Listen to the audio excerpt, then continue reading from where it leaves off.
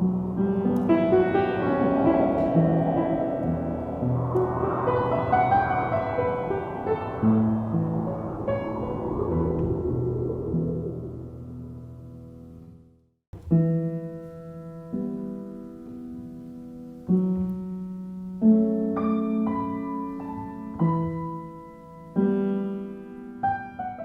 vais aborder maintenant un autre sujet qui est un peu nouveau, c'est le sujet des ondes de forme.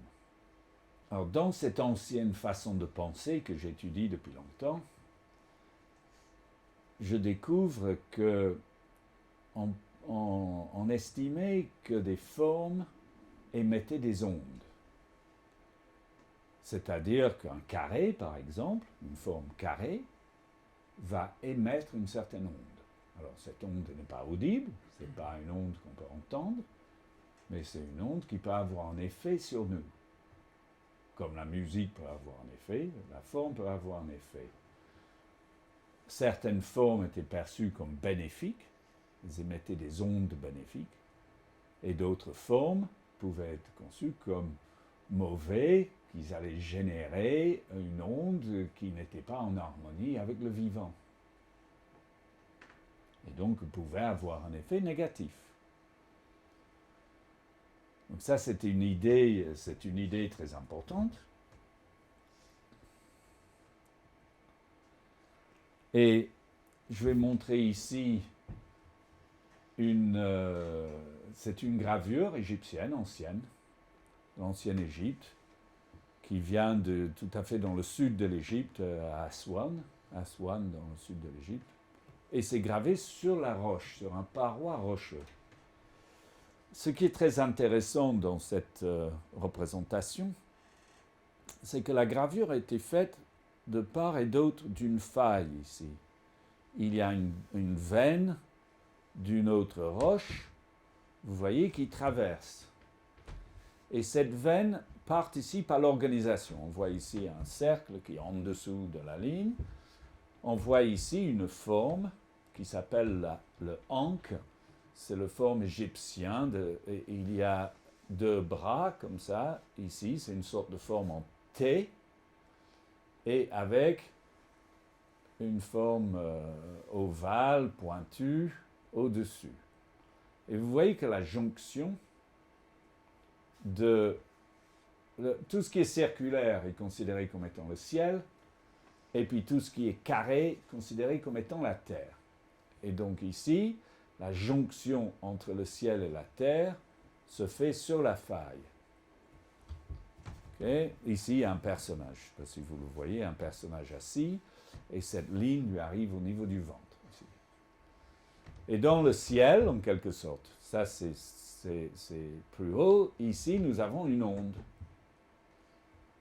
Et cette onde arrive ici et vient se positionner en quelque sorte par rapport à la tête et fait le lien, vous voyez, cette forme va faire le lien entre le ciel et la terre.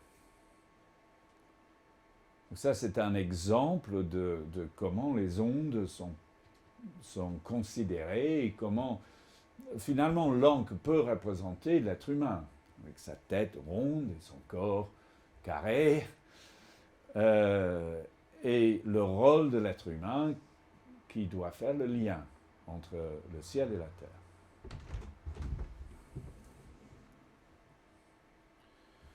Un autre exemple des ondes de forme en Égypte, c'est les champs de culture. En Égypte, on faisait des cercles. Les champs de culture étaient circulaires. Pourquoi? Parce que le cercle, considéré comme céleste, permettait aux cultures de s'imprégner davantage de l'énergie du ciel. Ce n'était pas pratique, parce que quand les terres étaient, chaque année, les terres étaient couvertes par les inondations du Nil. Et donc il fallait retracer toutes les propriétés des gens et tracer des cercles avec des parties qui étaient entre les cercles des uns et des autres. Mais malgré le côté pas pratique du tout d'avoir des champs en forme circulaire, eh ben chaque année, après déjà, ils retraçaient des cercles pour faire leur culture en forme circulaire. C'est un exemple de comment la forme avait une très grande importance.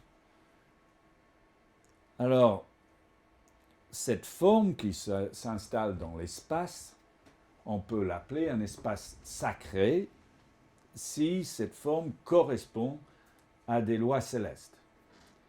Le triangle 3, 4, 5 était considéré comme une forme particulièrement bénéfique. Chez les Égyptiens, on a des écrits, on a des éléments. Plutarque parle, il dit dans un texte que les Égyptiens considéraient le triangle 3, 4, 5 comme la plus belle forme qui puisse exister, parce qu'elle s'approchait de plus de la nature, le plus que l'on peut, de la nature de l'univers. Voilà le point de vue des Égyptiens sur le triangle 3, 4, 5. Et donc le choix de la latitude de Karnak, là où le Soleil trace lui-même le triangle 3, 4, 5, le fait d'avoir choisi cette latitude, sachant ce que pensaient les anciens sur le triangle 3, 4, 5, nous emmène vraiment à croire que ça ne peut pas être un hasard. Ça, c'est très important. Si on n'a aucune idée de l'importance du triangle 3, 4, 5, ben on peut penser que c'est une coïncidence. Mais la présence de milliers de mégalithes ici, de tumulus, de dolmens, de mégalithes, toute la concentration qui s'est faite ici il y a 7000 ans environ, emmène à croire que c'est vraiment lié, que ce triangle 3, 4, 5 est lié à ce choix.